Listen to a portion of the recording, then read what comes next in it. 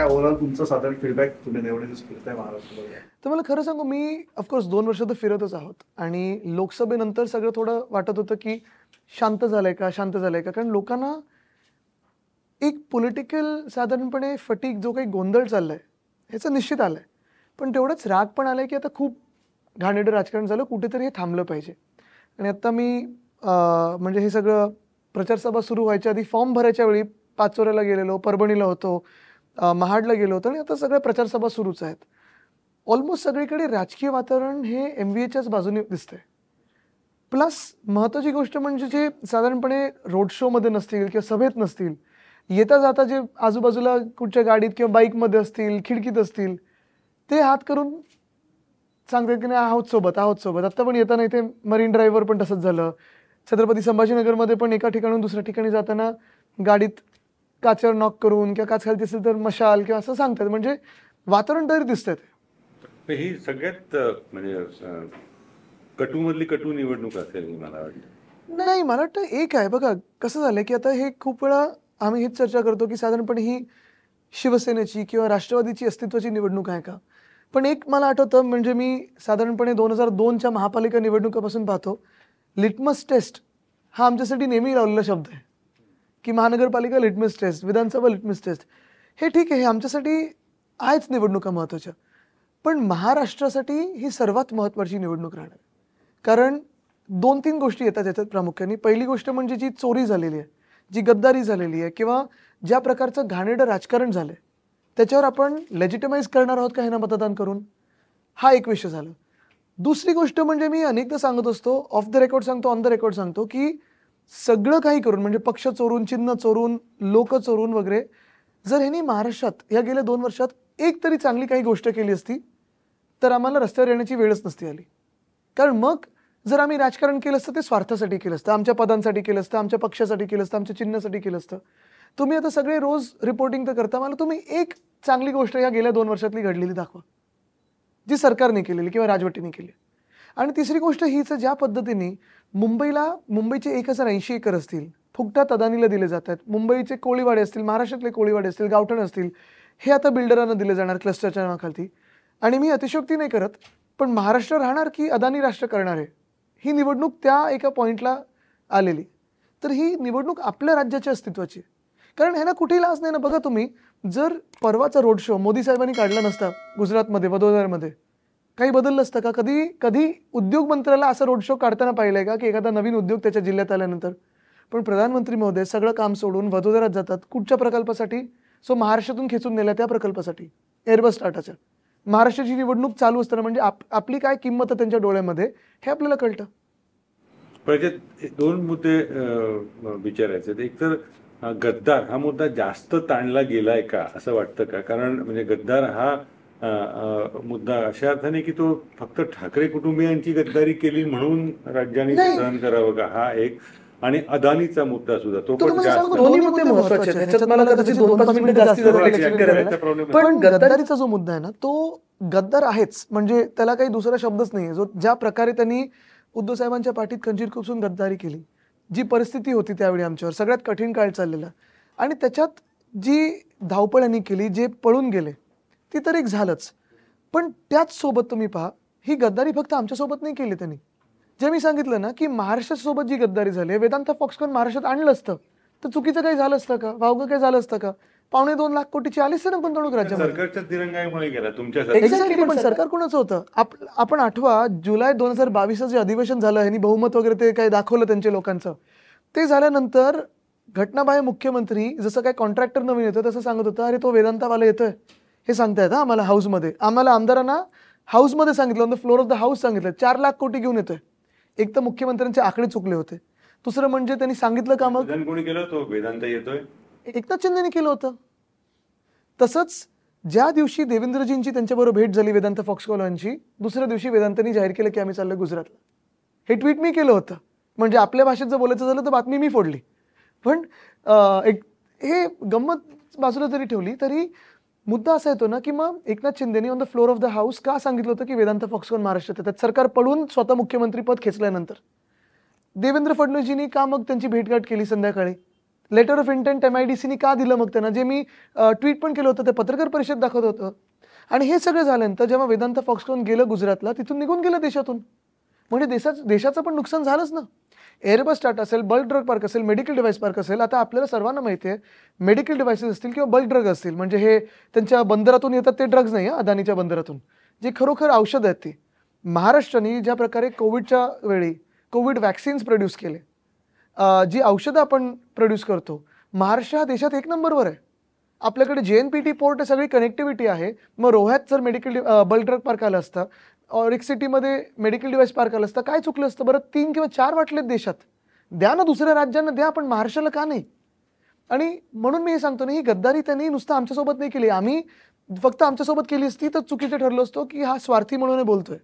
पण ही महाराष्ट्रासोबत केली. जर त्यांनी एक तरी चांगलं काही आणलं असतं महाराष्ट्रात तर आमची बोलती बंद झाली असती. आज हा जेव्हा आरोप केला जातो ना की फॉक्सकॉन आणि एअरबस, तर त्याला दुसरा एक युक्तिवाद त्यांच्याकडून केला जातो, तो असा की तुम्ही मग प्रत्येक प्रकल्पाला विरोध करता. नाही, आम्ही ज्या प्रकल्पाला विरोध केले बघा, जेव्हा आपण राख रांगोळी बोलतो तेव्हा राख आमच्या महाराष्ट्रामध्ये, रांगोळी गुजरातमध्ये, ही भूमिका भाजपने घेतलेली आहे. जे जैतापूर असेल, नाणार असेल किंवा बारसू असेल, ह्याला आमचा विरोध आहे कारण स्थानिकांनी विरोध केलाय.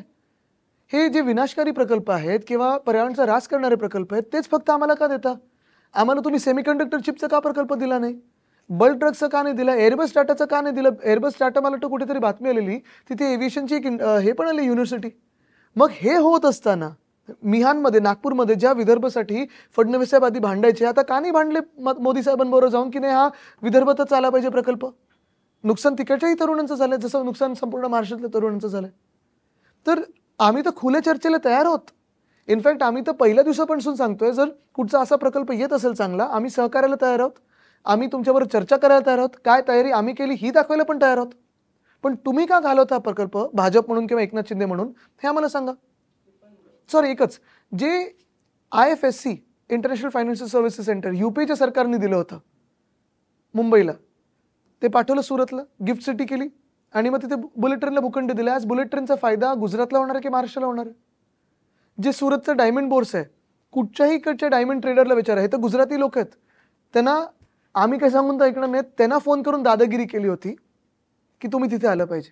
म्हणजे इकडच्या पण स्थानिक गुजरात्यांना त्रास होतो, तो भाजपचा होतोय का? तर गुजरातला सगळं हलवलं जातंय. कशासाठी चाललंय हे? होऊ दे ना, आसामचा विकास होऊ दे, मणिपूरचं शांत करू शकलं तर तिकडचा विकास होऊ दे, जम्मू काश्मीरचा विकास करा, केरळाचा करा. महाराष्ट्र आम्ही आमच्या पर्यायाने पुढे जाण्याचा प्रयत्न करतोय. का रोखताय आम्हाला?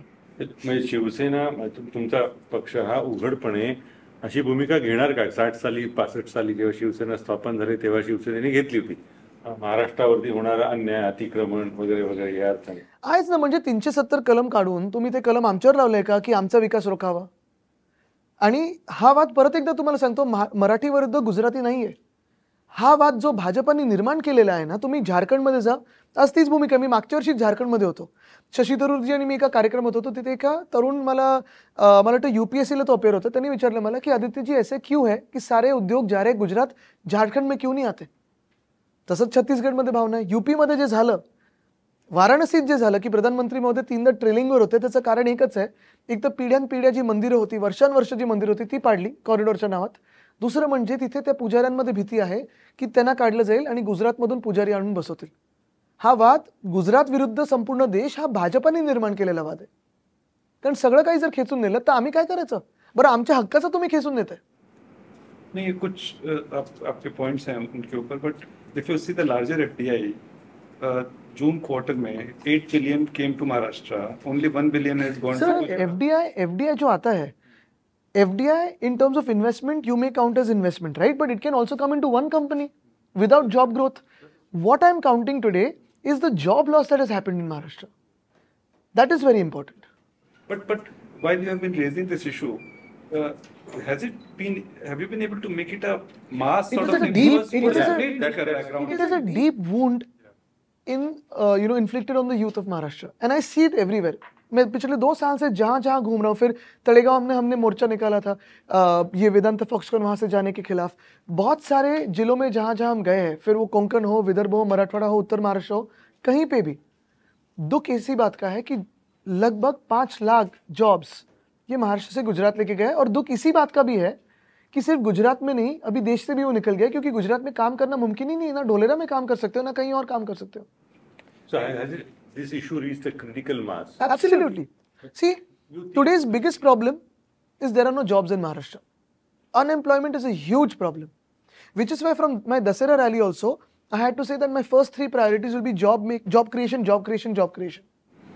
पण तुम्ही म्हणता की प्रोजेक्ट केले बरोबर आहे तिकडे गेले, पण त्यातल्या जेव्हा ते प्रोजेक्ट केले होते त्यांच्या काही काळ तुमचं पण सरकार होतं. तेच तर मी सांगतोय, आमच्या काळी 6.5 लाख कोटीची गुंतवणूक आम्ही आणली.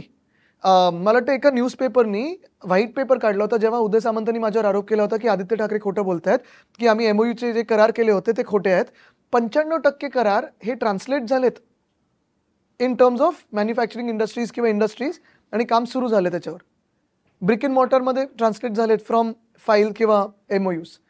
ह्याचं कारण एकच आहे, कारण आम्ही तो विश्वास दिला की इथे राजकीय स्थिरता आहे. आम्ही कुठेही कोणालाही ह्याच जिल्ह्यातच जा किंवा त्या जिल्ह्यातच जा फोर्स नाही केलं. आम्ही सगळ्यांना ती एक मोकळीक दिली होती, जी हे सरकार करत नाहीये. ह्या सरकारमध्ये 3 तिगाडी महाबिगाडी जे झालेलं आहे ना, ते ह्या सरकारमध्ये झालेलं आहे. बघा, आज साधी एक स्कीम असेल, मुख्यमंत्री लाडकी बहीण, एक पक्ष मुख्यमंत्रीच नाव लावत नाही, दुसरा पक्ष दुसऱ्याच्या दोघांचे फोटो लावत नाही, तिसरा पक्ष पूर्ण कलर स्कीम बदलून पिंक करून टाकतं. आणि जेवढा खर्च ह्या स्कीमवर होत नाही तेवढा स्कीमच्या होर्डिंग्सवर होत आहे. पण तेच आम्ही सांगतोय की ह्या गेल्या 2 वर्षात राजकीय स्थिरता नव्हती, आणि आपण पाहिलं असेल भाजपची जी दादागिरी आहे, महाराष्ट्र द्वेष आहे, त्यामुळे आपल्या राज्यात आलं नाही. जेव्हा आम्ही सरकारमध्ये होतो, डॅव्हसला आमच्यासोबत गव्हर्नमेंट ऑफ इंडियाचं डेलिगेशन होतं. प्रत्येक संध्याकाळी आम्हाला भेटायला लागायचं, रिपोर्ट करायला लागायचं, पण कोणी अडवू शकलं नाही, कारण आम्ही झुकायचो नाही त्यांच्यासमोर. कोऑपरेशन पूर्ण असायचं, पियुष गोयलजी 100% असायचे, पण कोणी आमच्याकडून खेचू शकलो नाही, कारण आम्ही सांगायचो हे महाराष्ट्रात जरी येत असलं तरी देशात येत आहे, आमचा तिथे सन्मान झाला पाहिजे, महाराष्ट्राचा आदर झाला पाहिजे. पण आज काय होतं, नाही घेऊन टाका तुम्ही, तुम्हीच बॉस आहात. इथला राजकारणाचा भाग आता म्हणजे एक निश्चित आहे की हे सरकार आल्यापासून गोंधळ किंवा काय जे काय असे ते झालेलं आहेच, पण त्याला पर्याय म्हणून तुमची आघाडी देऊ शकते आहे अशी वातावरण निर्मिती करण्यात तुम्हाला हे आम्ही करून दाखवलेलं आहे. आज तुम्ही मुंबईत कुठेही जा, मुंबईचं कोविडचं काम असेल किंवा मुंबईचा जो विकास, एकंदर ह्या सरकारने जो गोंधळ म्हणून दाखवलेला आहे लोकांसमोर, तो 2.5 आणि 2.5 वर्षाचा फरक, म्हणजे 48 तास जर सोडले पहिले तर 2.5 वर्ष आणि 2.5 वर्ष, हे लोकांसमोर कॉन्ट्रास्टिंग 2 कशी सरकार चालतात किंवा ऍडमिनिस्ट्रेशन चालतात हे लोकांसमोर आहे. प्रत्येक क्षेत्रात मी चर्चा करायला तयार आहे. म्हणजे उद्योग क्षेत्र जसं मी सांगितलं ना, राजकीय स्थिरता होती, मॅग्नेटिक महाराष्ट्र कोविडच्या काळात असतील, कोविडच्या नंतर असतील, आम्ही घेतले. ह्या लोकांनी एकतरी घेतलाय का? तसंच जर पाहायला गेलं तर शेतकऱ्यांची आत्महत्या आम्ही 2 लाखापर्यंत कर्जमुक्ती कुठचंही निवडणूक डोळ्यासमोर नसताना आम्ही करून दाखवलेली होती. ती कर्जमुक्ती लोकांपर्यंत पोहोचली. या सरकारने मदत तरी केली आहे का? महिला सन्मान असेल, आम्ही शक्ती कायदा आणला, जो ह्या सरकारच्या भाजपालांनी पाठवला राष्ट्रपती महोदयांकडे. आम्ही भाजपाल म्हणतो कारण ते भाजपचेच होते पूर्णपणे, त्यांचीच मदत केली. तो इशू तुम्ही जरा सहज सोडला का? कुठचं? तिथे जर आंध्र प्रदेश असतं, तामिळनाडू असतं तर सगळ्या आमदारांना घेऊन दिल्लीला गेले असते. आम्ही कसं आहे, तेच आमचे आमदार फोडायला निघाले होते. ते एकामेकांमध्ये कधी पवार साहेबांना सांगायचे की शिवसेना आमच्या सोबत येते, कधी आम्हाला सांगायचे की पवार साहेब येतात, कधी काँग्रेसला सांगायचे तुमचा पक्षच फुटतोय. म्हणजे राज्यपालांनी असं राजकारण करावं हे मी पहिल्यांदा एवढं जवळून पाहिलेलं. मी माझ्या आयुष्यात डॉक्टर PC अलेक्झांडर पासून आतापर्यंत सगळे राज्यपाल पाहिलेत, पण कोणीतरी एवढं राजकारणात घुसून. पण त्याला जो एक प्रादेशिक पक्षाने जो एक आव्हान द्यायचं असतं ना, पण प्रत्येक वेळी काही लढाईची गोष्ट असते का? राज्यपाल हे घटनात्मक पद आहे. MLCच्या यादीवर जो माणूस बसू नये तरी. पण आता पण बघा, आता जी अनार्की झाली, 7 जे MLC त्यांनी घोषित केले, मॅटर सबज्युडिस आहे. आणि आम्ही किती वेळा आरडाओरडा करायचं, म्हणजे सरकार चालवायचं की राज्यपालांविरुद्धच मोर्चे काढत बसायचे. One question I had, Lok Sabha के बाद आप लोग बहुत स्ट्रॉन्ग, मतलब in fact Mahayuti was so weak at 17, you were at 30, narrative was with you. What has changed in the last, suddenly now when we are talking ki See, I'll tell you, our politics is not about narrative. It is about what has happened in Maharashtra. And throughout June, July, August, September, October, if you see, in June, we won the Lok Sabha in Maharashtra very decisively. Because of one man, Uddhav Balasaheb Thackeray, not being with BJP, they came down from 26 to 9. In July, we won 2 MLC posts in Maharashtra, and across Maharashtra, you saw the MVA won that. We were busy with those elections and we were going to the people. August, September, we were fighting the Senate elections, twice cancelled by Eknath Shinde because of his fear of losing. We won 10 out of 10. Even though it's called Mumbai University, it covers an area right from Palghar to Sindhudurg. Almost 9 districts come in that. Now, all of this, while it was going on, we did not stop our tours. We were touring to support farmers who were facing unseasonal rainfall. We were supporting farmers who faced excess rainfall. हर जगह जाते रहे हम, लेकिन हर चीज की राजनीति करे ये हमें मुमकिन नहीं लगा. हर समय कोई स्टेज पे जाके भाषणबाजी करे ये हमें मुमकिन नहीं लगा. हमारे तरफ से जो भी हम करना चाहते थे वो हमने KIA. So what has worked? I mean, why suddenly they are back in the reckoning? That's what I want. They are not in the reckoning. They put a lot of advertise in the media. They put a lot of advertise on the hoardings, and that is where they are. We're in the hearts of the people. They are on hoardings. You don't see their own ground. I mean, हमें और उनमें जमीन आसमान का फर्क है. वो आसमान से हमें देख रहे हैं, हम जमीन से उनको देख रहे हैं. But do you think the delay in announcing elections that somewhat It was expected. See, typically. it took away from you? नाही. See, I'll tell you, delay. Actually आपल्याला आठवत असेल, आम्ही 2 वर्षापूर्वी जेव्हा सरकार पडलं तेव्हा इथेच मी आलेलो होतो आणि आपण म्हणजे मला वाटतं एक्सप्रेस टॉक्स इथे येत होतं, पण आपण अशीच चर्चा केली होती आणि तेव्हा पण मला वाटतं पहिला इंटरव्ह्यू आपल्यासोबतच झाला होता. पण बघा सरकारची खुर्ची आली, कोणीतरी सरकारला येत, सरकार येत आहे, पण सरकारची खुर्ची आमच्या मागे आहे. तुम्ही आमच्या सोबत राहा. मीडिया म्हणून किंवा तुम्ही दुसरं संकेत नाही देतात ना MNC मीडियामधून. ते म्हणजे लोकसत्तेच्या मागे आहे. लोकसत्ता, लोकांचीच सत्ता असली पाहिजे, भाजपची नाही. पण एक आहे महत्वाचं की 2 वर्ष 2.5 वर्ष आम्ही निवडणूक कधीतरी लागेल ह्या अपेक्षित नक्की होतो. आम्हाला न्याय हा कोर्टाकडून अपेक्षित होता. सर्वसाधारणपणे जर पाहिलं असेल तर महाराष्ट्राची जी ही निवडणूक व्हायला पाहिजे होती ती 40 गद्दारांची तरी 2 वर्षापूर्वी व्हायला पाहिजे होती. त्यांनी राजीनामा द्या, निवडणूक लढा, जिंकला तर राज्य तुमचं. पण कोर्टात कुठे ना कुठेतरी त्याला आपण बोलतो ना, justice delayed is justice denied. म्हणजे किती वर्ष आता आम्ही 2 वर्ष तरी प्रत्येक आठवड्यात प्रत्येक महिन्यात आता हिअरिंग लागेल, आमचं काही हिअरिंग येईना. मग डिसेंबर जानेवारीमध्ये वाटलं की चला आता स्पीकरला आदेश दिलेत, त्यांनी लबाडी जरी केली असेल ते लवाद म्हणून, तरी आमची एक होप होती की लोकसभेच्या आधी निकाल लागेल, ते काही होईना. लोकसभेनंतर निकाल लागेल, ते काही होईना. आता निवडणुका आल्या, जवळपास हा विषयच म्हणजे काय. पण तुम्ही विचार करा, जे डिले झाला आहे, परत मी सांगतोय, शिवसेना किंवा राष्ट्रवादी काँग्रेस हा विषय नाहीच आहे. महाराष्ट्रासारखं महत्वाचं एक राज्य, जर लोकसभेत पाहिलं तर UP 80 आहे, आपण 48 आहोत. सर्वात मोठ्या राज्यांमध्ये आपण दुसऱ्या नंबरवर आहोत. आर्थिक शक्ती पाहिली तर सर्वात महत्वाचं आहोत. एवढी मोठी कॉन्स्टिट्यूशनल केस असताना 2 वर्षाची अशीच गेली आहे, 3 सरन्यायाधीश होऊन गेले, किती योग्य आहे. आणि which is why we now going to the court of the people. जनता की अदालतमध्ये आम्ही जातोय. जनतेकडून न्याय अपेक्षित आहे आम्हाला, कारण डिले हा नक्कीच झालाय, पण लोक पण थांबलीत, लोकांना पण परिवर्तन घडवायचं. आणि हेच मी सांगतोय, जर ह्या लोकांना ह्या राजवटींनी जर सेवा केली असती, सरकारमधून त्यांना जॉब्स दिले असते किंवा शेतकरी आत्महत्या थांबवले असत्या, महिलांचा सन्मान झाला असता, कदाचित वातावरण वेगळं असतं. भरपूर प्रश्न आहेत. मला वाटतं प्रश्न संपलेत, कारण सगळे मतदानावर उत्सुक आहेत. आता मशालीवर होणार आहे मतदान. तिसरे यांना सर्वाधिक काळ होता. तर जनरली आणि जजेस असं करतात की आपण ज्या स्टेट मध्ये तिथलं महत्वाचं पॉलिटिकल मॅटर घेत नाही. तर यांना जर वेळ नव्हता तर या चीफ जस्टिसनी दुसऱ्या कोणाकडे ट्रान्सफर केलं. CJ वर आपण बोललो दोघे तरी कंटेम्प्ट लागू शकतो, पण आम्ही त्या पलीकडे पण गेलोय. कारण काय झालंय की आता न्याय आम्ही कशासाठी मागत होतो, आमच्या राज्यासाठी मागत होतो. हे प्रेसिडेंट झालं तर उद्या भाजपचं कमळ करून तरी चोर आहे, दुसऱ्या पक्षाचं नाव घेईल, कुठच्याही राज्यात येऊ शकतं.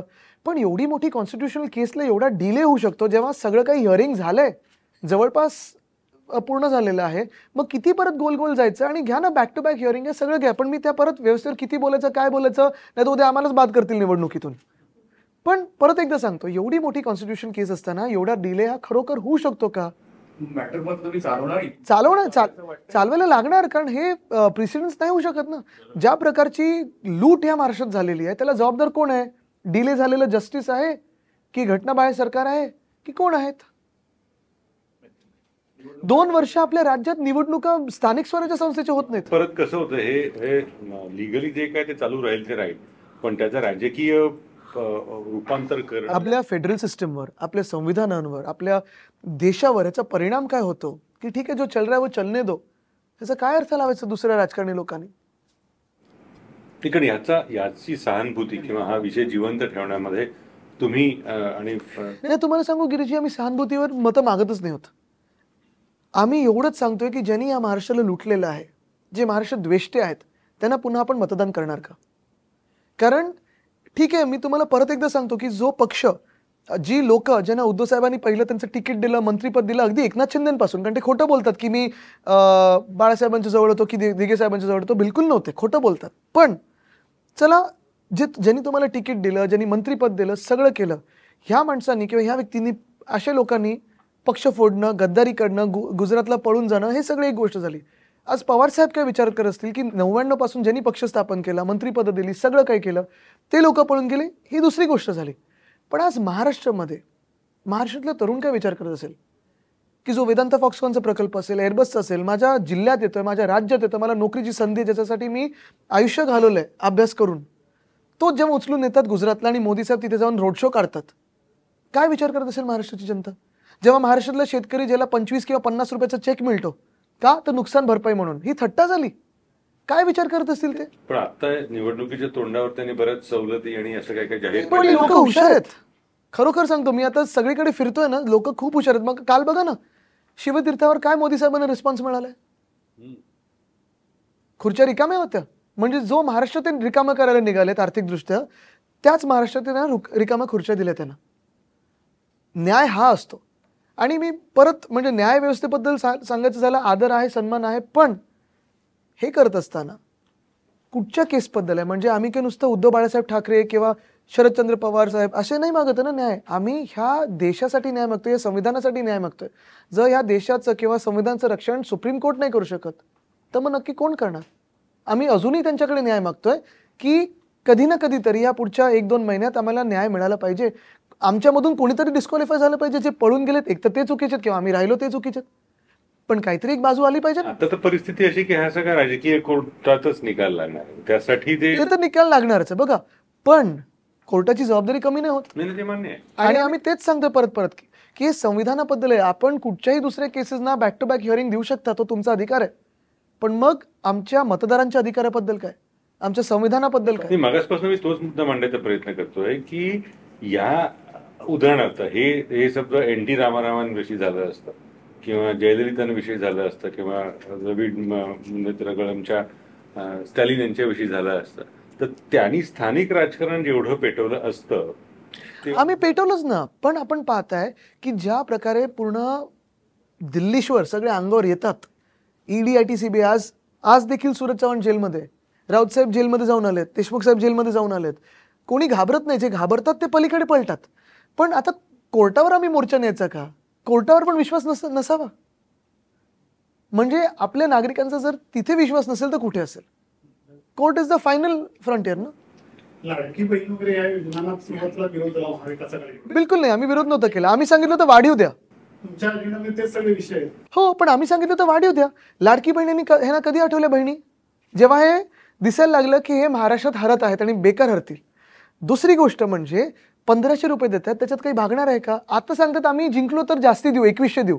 मग पहिलेच का 2100 दिले नाहीत? तुम्ही एका बाजूला अदानीला 50,000 कोटीची सूट देऊ शकता, तुम्ही कॉन्ट्रॅक्टर्सना वाढीव पैसे देऊ शकता, मग लाडक्या बहिणींना जास्ती देऊ शकत नाहीत? जे होर्डिंग आणि बॅनरवर तुम्ही खर्च केलात, पब्लिसिटीमध्ये खर्च केलात, तो वाढून द्या ना. आम्ही तर सांगतो 3000 रुपये देऊ. भाजप असेल, दादा असतील किंवा एकनाथ शिंदे असतील सांगतात आम्ही 3000 देऊ शकत नाही. तुम्ही देऊ शकत नाही, आम्ही देणार आहोत. हा फरक आहे आमच्यात. आणि लाडकी बहीण सोबत तुम्हाला महिलांचा सन्मान, म्हणजे एका बाजूला गौरी लंकेश यांचे मारेकरी महिला पत्रकार म्हणून तुम्ही जर पकडलं तर एकनाथ शिंदे स्वतःच्या पक्षात घेतात. दुसऱ्या बाजूला वामन म्हात्रेसारखी व्यक्ती महिला पत्रकाराला विचारते तुझा काही रेप झालाय का?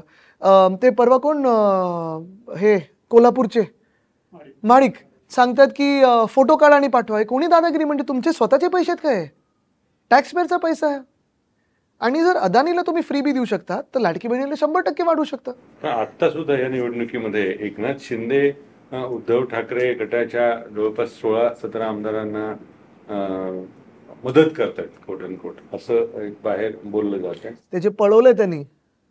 मदत काय, त्यांनी माफी मागितली पाहिजे, त्यांना लाज वाटली पाहिजे. पण तुम्हाला सांगतो आत्ता निवडणुकीच्या वेळी जेव्हा आम्ही एबी फॉर्मचं वाटप चाललेलं तेव्हा 8 आमदार त्यांचे आमच्या टचमध्ये होते. इथून तिथून प्रयत्न करत होते. 2 मंत्री आहेत. काल परवाकडे एका मंत्र्यांसाठी जाऊन यांनी प्रचार पण केलाय.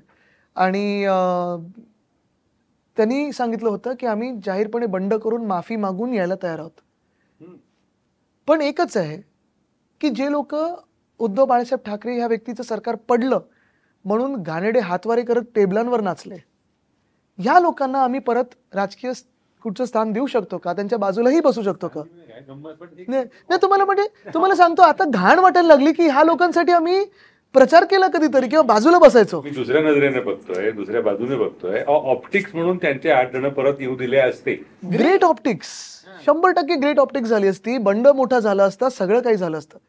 पण पुनर्जीवित आम्ही ह्याच घाणेरड्या लोकांना केलं असतं. आणि त्यांच्यात तर चाळे जे झालेत गेले 2 वर्षात महाराष्ट्रात, म्हणजे पर्सनल ह्याच्यात तर मी जातच नाही, काही काही गोष्टी आम्ही ज्या पाहतो त्या, पण त्याच्याही पुढे जाऊन ज्या प्रकारे त्यांनी महाराष्ट्र लुटू दिलंय, कधी त्यांनी आवाज काढला नाही, कधी काही रोखण्याचा प्रयत्न केला नाही, जसे ते निर्लज्जपणे फिरले. आणि वर्स म्हणजे जसं ते असे ते नाचलेत ना, अशा लोकांना कितीही चांगले ऑप्टिक्स असते, म्हणजे अगदी मोदी सरकार जरी पडलं असतं तरी आम्ही त्यांना घेतलं नसतं, कारण हे आमचे संस्कार नाही. पण हे प्रॉब्लेम असा आहे की हे सगळे आले तिथनच ना. पण तुम्ही मला सांगा, तुम्ही तुमच्या पुढच्या पिढीला ह्यांच्या हातात सेफ समजाल का? आणि आम्ही हे करू द्यायचो नाही म्हणून ते कदाचित पळाले असतील. बदली पोस्टिंगसाठी पैसे आम्ही घेऊ द्यायचो नाही, पळाले ते. अनेकांचे त्या 40 आमदारांमधून राग उद्धवसाहेबांवर हा होता की उद्धवसाहेब मुख्यमंत्री असताना पैसे घेऊन बदली पोस्टिंग करायचे नाहीत, बाय मेरिट करायचे. सोर्स ऑफ इन्कम बंद झाला, नाही तर सगळं चाललं होतं ते आनंदात चाललं होतं. आणि तुम्हाला सांगतो, ते पण असे एक लाजीरवाण गोष्टी आणायच्या ना, तुम्ही पण फाडून फेकून दिलं असतं. न्यायालयीन निकालाला उशीर झाला किंवा मध्यंतरी उद्धवजी दसरा मेळाव्यात वगैरे म्हणाले होते की आता आम्ही जनतेच्या न्यायालयात मांडू आणि जिंकू. तर या सर्व 40 आमदार शिवसेनेचे असतील किंवा एनसीपीचे असतील यांना सॉरी मी घेतो, आपण येणार का? त्यांना तुम्ही पराभूत करणार का? आणि त्यावेळेला जेव्हा शिवसेना फुटली, जो द्वेष वर्षभर एक जाणवत होता 6 महिने ते बदलत, तसा तुम्ही पुन्हा जनतेच्या मनात किंवा कार्यकर्त्यांच्या मनात निर्माण करायला या निवडणुकीत? तुम्हाला सांगू, महाराष्ट्र द्वेष आणि महाराष्ट्र द्रोह हा जनतेच्या मनात पक्का बसलेला आहे. कारण मी तुम्हाला सांगतो ना, सगळं काही एक तरी चांगली गोष्ट यांनी आणली का मला दाखवा. आणि परत एकदा मी सांगतो, मी सिंपतीवर जातच नाहीये. आम्ही हे मागतच नाही की आमच्याशी गद्दारी केली म्हणून ह्यांना धडा शिकवा. महाराष्ट्राबरोबर जी गद्दारी केली त्यासाठी ह्यांना धडा शिकवला पाहिजे. सगळेच घरी जातील म्हणजे पराभूत 100%. जे लास्ट टाइम लोकसभेच्या वेळेला कोकणात मिळतो आपला बालेकिल्ला आहे, ठाणे, पालघर, पूर्ण कोकण पट्टा, मुंबईतले काही भाग, इथे आपला पराभव झाला. त्याचं काय कारण आहे? आणि आता तुमची लढत आहे 50 सीट्सवरती शिंदेगडासोबत. तुमचं काय आकलन? बघा, एक पहिली गोष्ट तर हे आपल्याला मान्य करावंच लागेल की लोकसभेत थोडं कन्फ्युजन धनुष्यबाण विरुद्ध मशालीत झालं होतं. म्हणजे दक्षिण मुंबईत पण माझ्याकडे 4-5 फॅमिलीज अशा आल्या की आम्ही उद्धव साहेबांना मत दिलं, धनुष्यबाणावर केलं मत, आणि मुलं अरे बापरे. पण हे झालंय, आणि हे थोड्याफार फरकाने सगळीकडे झालेलं होतं. आत्ता सगळ्यांना कळलेले आहे की धनुष्यबाण चोरांनी चोरलेला आहे, रावणाच्या हातात आहे, आणि मशाल आता हाती घ्यायची आहे. तर ते एक आहे. दुसरं म्हणजे मी एकनाथ शिंदे खरोखर पुन्हा एकदा सांगतो की हिंमत असेल आणि खरोखर तुम्ही एवढं जर काम केलं असेल तर स्वतःच्या वडिलांचा फोटो लावा, स्वतःच्या पक्षाचं नाव घ्या, स्वतःचं चिन्ह घ्या आणि जा निवडणुकीत. पण भाजपचे किती इनोव्हेशन आहे, अख्खं लॉक स्टॉक अँड बॅरल मस्त आहे, शिकायला पाहिजे तुम्ही. पण काय झालेलं, आम्ही त्यांच्यासोबत का गेलो होतो, आम्हाला वाटलं होतं हे असं लॉक स्टॉक बॅरल म्हणजे पहिलं अखंड भारतबद्दल बोलत होते, लॉक स्टॉक बॅरल पीओके घेतील. आता योगीजी बोलले होते ना की सरकार आल्यावर 6 महिन्यात आम्ही पीओके घेणार, 3 दिवस राहिलेत 6 महिने व्हायला. घेतलं का पीओके? पीओके काय आपल्याच देशातल्या लोकांवर अत्याचार आणि अन्याय करतायत. लोकसभा निवडणुकीला मुस्लिम समाज मोठ्या प्रमाणात मयुरच्या मागे उभे होता. राज्यात 11% मुस्लिम समाज आहे. तुमच्या पक्षाने 1 उमेदवार दिलेला आहे. वक्फ बोर्डाचं ज्यावेळेस लोकसभेत बिल आलं त्यावेळेस पण तुमच्यावर आरोप झाले होते की तुमच्या खासदारांनी तिथं बाजू मांडली. तर मग आता विधानसभा काय असतं तुम्हाला सांगतो. पहिली गोष्ट म्हणजे वक्फ बोर्डचं जेव्हा ते काही बिल आलं तेव्हा टेबलिंगच्या वेळी भाषण करायला कोणाला संधी मिळत नाही, 1-2 लोकांनाच मिळते, आणि आमचे लोक आम्हीच तिथे होतो म्हणून आमच्या सोबत होते. नंतर अरविंदजी त्याच्यात आहेत. पण वक्फ बोर्डची जशी गोष्ट आहे तशीच तुम्ही पहा, पंढरपूरचा पण कॉरिडॉर करून भाजप गिळायचा प्रयत्न करत आहे. इथे मुंबादेवी मंदिराच्या मागे 17 मजल्याची एक इमारत बांधत आहेत पार्किंगसाठी, आणि ती देखील कॉन्ट्रॅक्टर कोण आहे, कुठचे आहेत आणि कोणाच्या जवळचे आहेत हे पण आपण काढा. स्थानिक आमदार तिकडचं पण दागिना बाजार हळवून तिथे पण कॉरिडॉर आणण्याचा प्रयत्न करत आहे. मग तो वाराणसीचा कॉरिडॉर असो किंवा कुठचे असो, भाजप जमिनी गिळताना जातपात धर्म पाहत नाही. आणि म्हणून आम्ही हेच सांगितले, मंदिराची जमीन असो किंवा वक्फी जमीन असो, आम्ही सरकारला हात लावू देणार नाही. तसंच त्याच पद्धतीने आपण पाहिलं असेल, अनेक असे ह्या देशात बोर्ड्स आहेत जे भाजप कब्जा करायला पाहतात, हे आम्ही करू देणार नाही. पण एक जो आम्ही उमेदवार दिला असेल आत्तापर्यंत शिवसेनेचं आपण पाहिलं असेल, मग महानगरपालिकेत असो किंवा लोकसभेला असो किंवा विधानसभेला असो, तिकीट देताना आम्ही कुठची जातीची समीकरणं पाहत नाही ना धर्माची पाहतो. जो कार्यकर्ता किंवा जी कार्यकर्ता काम करते त्याला आम्ही मतदान किंवा आम्ही त्याला निवडणुकीत उभे राहायचं संधी देतो. ते झालेलं आहे. बरं, अजूनही आपण पहा, जे मुस्लिमांनी मतदान केलं असेल, सिखांनी केलं असेल, पारसी लोकांनी केलं असेल, ख्रिश्चननी केलं असेल, बौद्ध लोकांनी केलं असेल, हे आम्हाला महाविकास आघाडीने महाराष्ट्र हितासाठी केलेलं आहे. आम्ही जातपात धर्म न पाहता सेवा केली लोकांची, कोविडच्या काळात असेल किंवा त्याच्यानंतर असेल. जे अन्यायाविरुद्ध आम्ही लढतो ते जातपात धर्म न पाहता लढतो. जो जॉब बेरोजगारीचा आम्ही प्रश्न मांडतोय तोही आज आपण पहा, अनेक धर्म असतील, अनेक समाज असतील, आरक्षणासाठी आंदोलनं करतात. बरोबर आहे, मान्य. आरक्षण किंवा न्याय हक्क त्यांना मिळालेच पाहिजेत. पण आरक्षण आपण कशासाठी मागतोय? रोजगारासाठी मागतोय. रोजगार आहे कुठे? सगळं भाजप पळवते गुजरातला. मग आपण आरक्षण मिळालं तरी पुढे काय? म्हणजे भाजपने आरक्षणाच्या वेळी आपल्याला लढवलं, फसवलं, पुढे रोजगार कुठे? त्याचा प्रश्न तो आणखी रुंद केला तर मुद्दा होता की त्यावेळेला सिव्हिक सोसायटी खूप मोठ्या प्रमाणावरती आहे, आता पण सगळीकडे आहे. मी अनेक त्यांच्याशी बोलताना हा मुद्दा होता की त्यावेळेचं सगळ्यात रोमॅन्टिक चित्र कुठलं होतं की टिस्टा सेटलमेंट सेना भवन मध्ये चर्चा. तर ती सिव्हिल सोसायटी आता आहे का? आज पण मी आता वरळीच्या ऑफिसमध्ये CPIM पक्षाच्या गेलेलो, CPI पक्षाच्या. एक आहे, म्हणजे लाल झेंडा असो, तिरंगा असो, भगवा असो, आम्ही सगळे महाराष्ट्रासाठी लढत आहोत. बरं, जसं आता सिव्हिल सोसायटी असेल किंवा कम्युनिस्ट पक्ष असेल, ज्यांनी राजकारणाचं विश्लेषण अनेक वर्ष केलंय, शिवसेना आणि कम्युनिस्ट पक्ष एका मंचावर येणं. पण आज तुम्ही मला सांगा, शिवसेना पण ज्या गोष्टींसाठी लढते, आणि मी शिवसेना म्हणजे शिवसेना उद्धव बाळासाहेब ठाकरेच पक्ष बोलतो, दुसरी जी चोरांची सेना त्याला मी शिवसेना मानत नाही. आम्ही जे लढत आहोत, शेतकऱ्यांसाठी लढत आहोत, कर्जमुक्तीसाठी लढत आहोत, ते पण कम्युनिस्ट पार्टी त्याच्यासाठीच लढत आहे. मग शेतकरी कामगार पक्ष असेल किंवा कोणी असेल, सगळे जे लोक आहेत शेतकऱ्यांसाठी लढत आहे. जो शेतकरी मोर्चा मुंबईकडे येत होता, भाजपने त्यांना अर्बन नक्षल म्हणून पदवी दिली होती, जी आता आम्हाला पण दिलेली आहे, माओवादी म्हणून दिली, कोणाला काही अतिरेकी बोलतात, काही बोलतात, मनात येईल ते बोलतात. लाल झेंडा आहे म्हणून तुम्ही हे झालं, लाल संविधान आहे म्हणून तुम्ही, रक्त पण आपलं लालच आहे ना. फायनली हे जर शेतकरी असतील, ज्याची आपण आपल्या महाराष्ट्रात तरी मान्यता आहे की अन्नदाता देवो भव, शेतकरी काही मागत आहेत तर बसून बोलायला काय हरकत आहे त्यांच्यासोबत. कामगारांबद्दल आम्ही एका बाजूला जेव्हा उद्योग आम्ही राज्यात आणत होतो, आणले देखील, आणि उद्योगपत्यांशी चर्चा करतो, उद्योगपत्यांशी बोलतो बसतो, त्याच वेळेला काळे कामगार कायदे जे केंद्र सरकार आपल्यावर लादू इच्छित आहे, ते आम्ही त्याला विरोध केला होता. कारण कामगाराचं पण हित पाहिलंच पाहिजे. म्हणजे माझ्या आजोबांनी नेहमी सांगितलेलं आहे की जर उद्योगपती जगला तर कामगार जगेल, जर कामगार जगला तर उद्योगपती जगेल. ह्याचा बॅलन्स झालाच पाहिजे ना. म्हणून फायनली सगळ्यांचा हेतू एकच आहे, देशहित, समाजहित, महाराष्ट्र हित, हेच आम्ही करतोय. तर सिव्हिल सोसायटी आज सोबत आहे ना. म्हणजे आज तुम्ही बघा, मुंबईत सिव्हिल सोसायटीचं जर आपण पाहिलं तर अस्तित्व आहेच, पण तेवढंच मुंबईमध्ये रेसिडेंट वेलफेअर असोसिएशन्स आहे, ALMs आहे. गेल्या 2 वर्षात तुम्ही कुठच्याही ALMला विचारा, कोणाचा शब्द ऐकलाय त्यांनी, एकनाथ शिंदेनी कुठच्या ALMला लक्षात घेतलेलं आहे, कुठच्या NGOला लक्षात घेतलेलं आहे. ALM हा आपला कणा आहे मुंबईमध्ये, रेसिडेंट वेलफेअर असोसिएशन. मग पुण्यात असेल, मुंबईत असेल, नाशिकमध्ये अनेक बनलेले आहेत, नागपूरमध्ये आहेत.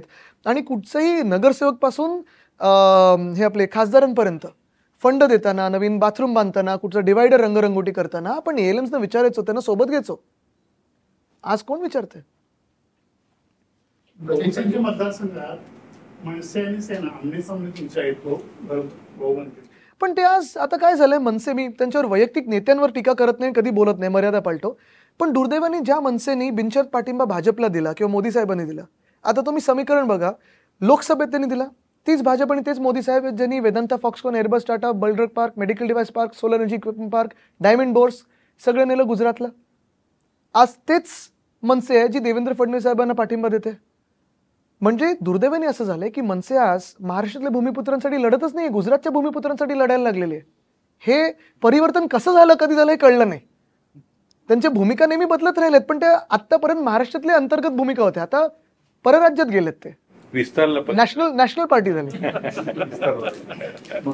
काय विस्तारातून तिथे गेले, विस्तारा बंद झालं. पण सॉरी, मी एकच याच्यावर येतो, हेच देवेंद्र फडणवीस आहेत ज्यांनी वारकऱ्यांवर लाठीचार्ज केला, हेच देवेंद्र फडणवीस आणि एकनाथ शिंदे ज्यांनी जरांगे पाटील साहेबांना लाठीचार्ज केला, त्याला मनसेने पाठिंबा दिलाय. मवियाचं तुमचं जे जागा वाटप आहे त्यात अनेक ठिकाणी गडबड झाल्यासारखी दिसते. म्हणजे आता उदाहरण जर घेतलं तर शेतकरी कामगार पक्षाचे 5 उमेदवार तुमच्या पक्षाच्या उमेदवाराच्या विरोधात उभे आहेत. तर मवियाचे 2 उमेदवार असतील तर म्हणजे बघा, तुम्हाला सांगू, आम्ही आमच्या पद्धतीने जो काही जेवढं काही महाराष्ट्रात महाविकास आघाडीला जास्तीत जास्त जिंकून कसे येऊ शकतात त्याच्यावर काम केलेलं आहे. तसं पाहायला गेलं तर चित्रलेखाताईंसमोर आम्ही उमेदवार दिला नाही आहे. आणि आज आपण पाहतोय की साधारणपणे शेतकरी असतील, कामगार असतील, ह्या हिताचं आम्ही पण बोलत आहोत आणि उलट अजून प्रखरपणे बोलत आहोत. केंद्र सरकारकडे मांडत आहोत, दिल्लीत मांडत आहोत, राज्यात मांडत आहोत. तर मविया जिथे जिथे अधिकृतरित्या आहे तिथे कुठेही गडबड असेल तर मवियाचं जिथे शिवसेना उद्धव बाळासाहेब ठाकरे पक्षाचे उमेदवार आहेत ते आहेत. आदित्यजी, मुंबई शिक्षक, मुंबई पदवीधर आणि त्यानंतर मुंबई विद्यापीठाच्या अधिसभा निवडणुकीत 10 जागा सलग दुसऱ्यांदा तुमच्या पक्षाने जिंकल्या. तर कुठेतरी आता विधानसभा निवडणुकीत मुंबईकर तरुणाई शिवसेना उद्धव बाळासाहेब ठाकरे पक्षाच्या बाजूने उभी राहील का, हा एक प्रश्न आहे. नक्कीच. आणि ह्याच्या आधी लोकसभेत देखील खरं तर तो 5-1 निकाल येणार होता. ती एक सीट चोरली त्यांनी, ते आम्ही कोर्टात गेलोय. आणि 47 याला सोडून असा एक प्रश्न आहे की 2019 नंतर जे काही महाराष्ट्राच्या राजकारणात अप्स अँड डाऊन्स आले, अनप्रेडिक्टेबल सिच्युएशन्स निर्माण झाल्या, म्हणजे तरुणाईला कुठेतरी सोशल मीडियावर हा राग व्यक्त करता या राजकारणाबद्दल. तर अशी तरुणाई की ज्यांचा कोणत्याच पक्षाशी संबंध नाही, तर ती कुठेतरी नोटाला मतदान करू शकते आणि ती मतं निर्णायक ठरू शकतात. तुम्हाला सांगू 2 गोष्टी आहेत. एक तर मुंबईमध्ये कुठच्याही तुम्ही समाजात जा, कुठच्याही जातीच्या, कुठच्याही धर्माच्या, कुठच्याही वस्तीत जा, हायराईज सोसायटीपासून कुठच्याही प्रकारच्या वसाहतीत जा, तिथे एका व्यक्तीबद्दल मनात खूप प्रेम आहे. ती व्यक्ती म्हणजे उद्धव बाळासाहेब ठाकरे. अस्सल मुंबईकर जेव्हा महाराष्ट्राचा मुख्यमंत्री बनतो तेव्हा मुंबईत कसं काम होतं हे त्यांनी दाखवलं. दुसरी गोष्ट म्हणजे आपण पाहिलं असेल 500 स्क्वेअर फुटापर्यंत प्रॉपर्टी टॅक्स माफ करणं असेल, BSTची आज हालत जी झालेली आहे तशी आमच्या वेळी झाली नव्हती. आम्ही उलट 10,000 इलेक्ट्रिक बसेस आणत होतो, 900 डबल डेकर बसेस आणत होतो. मी स्वतः पालकमंत्री म्हणून ओपन स्पेसेस असतील किंवा फुटपाथ्स असतील ह्याच्यावर फोकस करत होतो, पेट पार्क्सवर होतं. ह्या सगळ्या गोष्टी, मुंबई पब्लिक स्कूल आता आम्हाला महाराष्ट्र पब्लिक स्कूल म्हणून करायचे, ह्या सगळ्या गोष्टी लोकांच्या लक्षात आहेत. पण तसंच पूर्ण मवियाला मुंबईतून मतदान होईल आणि सगळ्याच शहरांमधून. कारण मी तसे नाशिकचे प्रश्नही घेतलेले आहेत, तसे पुण्याचे घेतलेले आहेत, वेताळ टेकडीचा प्रश्न असेल, रिव्हरफ्रंट डिस्ट्रक्शनचा प्रश्न असेल, हे सगळे आम्ही घेतलेत विषय. नागपूरमध्ये अजनीवनचा विषय असेल. तर हे विषय घेत असताना शहरी भागांमध्ये साधारणपणे जसं ग्रामीण भागांमध्ये उद्धवसाहेबांबद्दल शेतकऱ्यांच्या मनात प्रेम आहे, तसंच शहरी भागांमध्ये एक शहरी माणूस, एक मुंबईकर जेव्हा मुख्यमंत्री बनतो तेव्हा काय शहरांबद्दल एक विकासाची आराखडा बनू शकतो हे त्यांना माहिती आहे. नोटांबद्दल आता तुम्ही दोन्ही नोटांवर खेळू शकता, कारण भाजप नोटांचा खेळ खेळणारे, एकनाथ शिंदे नोटांमध्ये खेळणार आहेत. पण तरुणाईनी हे ओळखलं आहे की उद्धव बाळासाहेब ठाकरे हे असे एक व्यक्ती आहेत जे आपल्यासारखे आहेत. म्हणजे ते जर राजकारणी असते टिपिकल तर त्यांनी निकाल येईपर्यंत मुख्यमंत्रीपद सोडलंच नसतं. अनेकदा आमच्यावर आरोप होतो की तुम्हाला राजकारण येत नाही म्हणून हे पळाले. आम्हाला राजकारण शिकायचं पण नाही यांच्यासारखं, कारण असं जर राजकारण असेल तर आम्हाला त्याच्यात घुसायचंच नाहीये. सीजेआयने तोच मुद्दा मांडला ना. एक्झॅक्टली. बट हे आता ह्याच्यात आपण कोणाची बाजू महत्वाची ठरवायची, ज्या माणसांनी कुठेही स्वार्थ न दाखवता राजकारण बिघडू नये, राज्य परिस्थिती बिघडू नये. पण तो शिवसेनेच्या एकंदर राजकारणासारखा भावना प्रधान निर्णय होता असं नाही का वाटत? थांबायला हवं. पण मला तुम्ही सांगा, चांगला माणूस कोण, घाणेरडा राजकारणी की भावनिक जो असतो तो? आज राजकारणात चांगल्या माणसांची गरज आहे. दिल की बात करने वाला चाहिए, सिर्फ मन की बात नाही. मला IFSC गुजरातला पळवलं असं म्हणाला, पण 2015चा तो मूळ प्रस्ताव होता फडणवीसांच्या काळात गेलेला केंद्र सरकारकडे. नंतर तांत्रिक जागेच्या अडचणी वगैरे सगळं झालं, तर त्याच्यानंतरच्या काळात तो दिल्लीत पडून आहे, कारण गिफ्टसाठी त्यांनी परवानगी दिली. तर आता तुम्ही तुमच्या 2.5 वर्षाच्या काळात काही त्याचा फारसा वाटतो? आम्ही फॉलोअप केला ना. मी अनेकदा फायनान्स मिनिस्टरला मी स्वतः लिहिलेलं आहे की गिफ्ट तर असू द्याच, आमचं काही म्हणणंच नाहीये, तुम्ही गुजरातमध्ये जे काही द्यायचं ते द्या, पण त्याचबरोबर मुंबईला द्या. आम्ही तर म्हणतो तर धारावीमध्ये फायनान्शियल सर्व्हिसेस सेंटर आणि इंडस्ट्रियल सेंटर झालं पाहिजे. म्हणजे गव्हर्नमेंट आता महाविकास आघाडीचा 23 तारखेनंतर तुम्ही बघा, तर आपण IFSC नक्की करू. धारावीचा मुद्दा नेहमीच होता त्या अजेंडा. सगळेच निर्णय तुमच्या काळात झालेले आहेत, टेंडर ते उद्धवसाहेबांच्याच काळात झाले होते. काय सरकारचं टेंडर पब्लिश झालंय 10 ऑक्टोबर 2022ला. तोपर्यंत ह्यांची राजवट आली होती डोक्यावर. तुम्हाला अजून एक सांगतो, टेंडर पब्लिश जर आमच्या काळात झालं असतं कदाचित अदानीनं पण मिळू शकलं असतं, कदाचित कोणालाही मिळू शकलं असतं, कारण आमचं गौतमजींबरोबर किंवा कोणाबरोबरही भांडण नाही. हा, आता जे नवीन काही डिटेल्स येतात, कोण कुठच्या मीटिंगमध्ये होतं, तरी आम्ही मनात किंवा काही मनात तसं सांगून टाकायला हरकत नाही. कुठच्या अदानी पण होते मीटिंगला, आम्ही तर नव्हतो त्या मीटिंगमध्ये. पण बघा, धारावीचा विषय जो आहे ना, तो एवढ्यासाठीच आम्ही विरोध करतोय. 2-3 गोष्टी त्याच्यात ज्या आपल्या मुंबईसाठी हानिकारक आहेत. पहिलं म्हणजे मूळ धारावी. मला वाटतं आपण तो अग्रलेख वाचलाच असाल रविवारचा अंकात लोकसत्तेच्या. तर मग पुढे जाण्याची गरज नाही. पण परत एकदा आपल्या सर्वांसाठी मी सांगतो, धारावी ही 300 एकरची आहे. धारावी 300 एकरची रिडेव्हलप करायला आपण रेल्वेच्या जमिनीसाठी थांबलेलो आणि आपण टाटा पॉवरच्या रिसिव्हिंग स्टेशनसाठी थांबलेलो. माहीम नेचर पार्कला आम्ही त्या धारावीतून डिस्कनेक्ट केलेलं, कारण माहीम नेचर पार्क हा मॅनग्रोव्ह लँड आहे, तो प्रोटेक्ट झालाच पाहिजे. तिथे सलीम अली बर्ड पार्क हे आपण केलं होतं मला वाटतं काही दशकांपूर्वी. त्यावेळी मला वाटतं माझ्या आजोबांनीच नाव दिलं होतं सलीम अली बर्ड पार्क. पण हे झाल्यानंतर सलीम अली बर्ड पार्क पुन्हा एकदा आणि माहीम नेचर पार्क त्यांनी जोडला आहे त्या धारावीमध्ये. FSI साठी असेल, तिथे भूखंडासाठी असेल, तो वेगळी गोष्ट आहे. पण हे तर चुकीचंच आहे. त्याचसोबत जी आता अधिकची जागा मिळाली आहे, म्हणजे 300 एकर प्लस जी काही अधिकची जागा मिळाली आहे, त्याच्यात 540 एकर एकूण होतात. त्या 540 एकरमध्ये तुम्ही एकतर ट्रान्झिट कॅम्प बांधू शकता, और तुम्ही स्ट्रेट बिल्डिंग बांधू शकता आणि की टू की डेव्हलपमेंट करू शकता. पण आता हे 540 एकर पुरेसे नाही आहेत. त्यांना मुंबईत अजून 540 एकर पाहिजेत. म्हणजे 1080 एकर अदानी आहे ना, तुम्ही मुंबईत फ्री ऑफ कॉस्ट दिले, मोफत. त्याच्यात आपली मिठा घरं आहेत, त्याच्यात मुलुंड आहे, कुर्ला आहे, भांडूप आहे, विक्रोळी आहे, मडचे कोळीवाडे आणि एरंगल तो सगळा परिसर आहे, पार्ल्यातल्या काही जागा दिलेल्या आहेत आणि हळूहळू ते दक्षिण मुंबईत पण येणार. आता हे कशासाठी, तर इथे प्रोजेक्ट ट्रान्झिट कॅम्प वगैरे तर त्यांनी 17 वर्षाची जागा घेतलेली आहे. पण हे करत असताना मुंबई महानगरपालिकेचे 5000 कोटी माफ ते स्वतःला भरणार, DRPL आणि SRAला भरणार. म्हणजे मुंबई महानगरपालिकेला पैसे नाही मिळणार. स्टेअरकेस प्रीमियम माफ, ओपन स्पेस प्रीमियम माफ, सगळे काही प्रीमियम टॅक्सेस माफ केल्यानंतर त्यांना स्वतःला टाउन प्लॅनिंग अथॉरिटी करून घेतले. म्हणजे जर मला हा कप इथून इथे हलवायचा असेल आणि 15 दिवसात मला महापालिकेने सांगितलं की इथून हलवायचं नाही, तरी डीम पास, जे मला वाटेल ते मी करणार. म्हणजे एक युक्ती सरकारकडून करा गेला की एक तर रेव्हेन्यूची गरज आहे आणि एवढा मोठा नाही, तुम्हाला सांगू गिरीजी, खरोखर जसं BDD चालचं आम्ही डेव्हलपमेंट केलं ना, 25 वर्ष रखडलेला प्रकल्प होता. साधारणपणे 15,000 परिवारांना आम्ही हक्काची घरं 500 स्क्वेअर फुटाची देतोय ना तिथे. तसंच तुम्ही प्रायव्हेट इक्विटी बिल्डअप करू शकता, तुम्ही बॉन्ड्स इश्यू करू शकता, जागतिक स्तरावर तुम्ही जे कंपन्या आहेत त्यांना घेऊ शकता. असाही प्लॅन होऊ शकतो की गव्हर्नमेंट नुसतं कॉन्ट्रॅक्टर अपॉइंट करेल, बिल्डिंगही बांधेल आणि तो सगळा फायदा सरकारला होऊ द्या ना. TDR जो TDR मार्केट असतो आपल्या मुंबईतला, त्याच्यातला पहिला 50% हा फक्त आणि फक्त अदानीकडून घ्यायचा. का दुसऱ्यांकडून घ्यायचं नाही, किंवा का हे मार्केट असावं तरी का सरकारला याचं बेनिफिट होऊ नये. आमच्या तर वचननाम्यात आम्ही सांगितलं की TDRचं मार्केट आम्ही ब्रेक करू. TDR जर घ्यायचं असेल तर सरकारकडून घ्या तुम्ही, राज्य सरकारला पैसे मिळतील. जसं आम्ही आधी ते फंजिबल FSI मुंबई महानगरपालिकेत स्कीम आणली आणि मुंबई महानगरपालिकेचा फायदा झाला. पण नुसतं अदानीचा फायदा होणार बरं, ह्याच्यात 2 लाख धारावीतले जे लोक आहेत त्यांना बेघर करणार आणि त्यांना तुम्ही बेघर केल्यानंतर, अपात्र केल्यानंतर इतर 540 एकरमध्ये तुम्ही साधारणपणे ह्यांना बसवणार. म्हणजे हे सगळे लोक तुम्ही मुलुंडला पाठवणार, मिठा घरांमध्ये पाठवणार, वडाळ्यात पाठवणार. मग नक्की तुम्ही कोणाचा विकास करता धारावीत? धारावीचा विकास जो आम्ही म्हणत आहोत तो हा आहे की प्रत्येक धारावीकराला 500 स्क्वेअर फुटाचं घर द्या. अनेक संस्था जसं UDRI वगैरेनी जागतिक स्तरावर कॉम्पिटिशन घेतली होती. मोठ्या मोठ्या आर्किटेक्ट्सनी त्याच्यात दाखवलं होतं की 500 स्क्वेअर फुटामध्ये त्यांची घरं आणि जे काही आपले मल्टिपल यूज तुम्ही एक खोली देऊ शकता. कारण Dharavi is not just hutments, पारंपरिक व्यवसाय आहेत, मायक्रो स्मॉल मीडियम इंडस्ट्रीज आहेत. ते जाणार तरी कुठे? कोळीवाडा आहे, तो तरी जाणार कुठे? तर तुम्ही ते 500 स्क्वेअर फुटामध्ये सगळं काही बसू शकता आणि प्लस त्यांच्या मायक्रो इंडस्ट्रीजसाठी जागा देऊ शकता.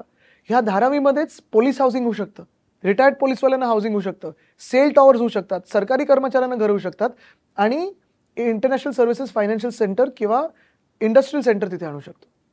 पण धारावीला आपण मुंबईचा भाग म्हणून ट्रीट केलं पाहिजे, अदानी यांचं साम्राज्य म्हणून ट्रीट नाही करू शकत. त्याला जोडून प्रश्न असतो की आता मंत्रालय पुनर्विकासाचा समूह विकासाचा प्रस्ताव सरकारने पुढे आणलेला आहे, त्याचं टेंडरिंग निघालं. त्याच्या टेंडरचा जरा अभ्यास करा, मी अभ्यास करतोय त्याच्यात. बरोबर एका व्यक्तीला ते कसं टेंडर सेट करून मिळालेलं आहे आणि ते टेंडर घाई गडबडीत कसं झालेलं आहे ह्याचे कागदपत्र आलेत माझ्याकडे. तर बघूया ते कसं फोडायचं लोकांसमोर. पण नक्की बघा, मंत्रालयाचा थोडा पुनर्विकास झालाच पाहिजे. कारण आज आपण पाहतोय खाती आता वाढलेली आहेत, जागा नाहीये. 3 पक्ष सांभाळायचे, खाती वाढणारच. पण हे तर फक्त खाती आहे ना, आम्ही काम करायचो. तुम्ही सत्तेवर आल्यावर अदानीला ज्या सवलती दिल्या आहेत धारावीच्या, त्या काढून घेणार. हा, हे टेंडर रद्द करायला लागेल आणि धारावी हिताचं टेंडर काढायला लागेल. त्याच्यात परत अदानी येतील, कोणी येतील, त्याच्यात आम्ही कोणाला रोखणार नाही. पण फ्री अँड फेअर टेंडर असायला पाहिजे. सर्वेक्षण झालं, 20% सर्वेक्षण पूर्ण झालंय. दादागिरी करून सर्वेक्षण करतात, त्याच्यातून अपात्र किती करणार? मग तुम्ही धारावीकरांचा विकास नाही तर कोणाचा करताय? पण आता सर्वेक्षण पूर्ण झालं, अशा कोर्टात जातील, हे तर परत लांबणेल ना. बिलकुल नाही लांबणार. कारण फायनली जसं आम्ही सांगितलं ना की ह्या सगळ्या ज्या सवलती त्या आम्ही काढून देऊ. आणि धारावीकर हे सर्वेक्षणाला विरोध करतात, गुंड पाठवतात सर्वेक्षणासाठी. त्यांनी removing little away from the tenders, a very, I mean, in your own alliance, a very senior, I mean, from the senior most, the biggest, say, alliance partner as of now. Which one? Now the biggest alliance partner in MPA. At Lok Sabha level or? Lok Sabha level. Okay. Yeah. Congress? Yeah. Huh. So even We have no comment saying that. No. Even their survey, their internal survey, it pointed had they named Uddhav Thackeray ji as the CM candidate, it would have led to a 3% swing. Then why did it not happen?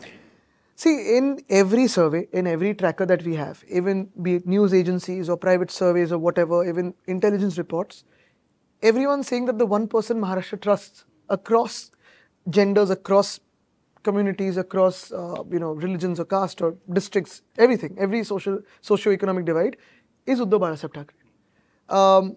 Having said that, obviously we had said initially that we would want to pitch a face, and Uddhavji has said this repeatedly. I think he said this day before also in one of the interviews, that we don't mind pitching any face, but we wanted to pitch a face.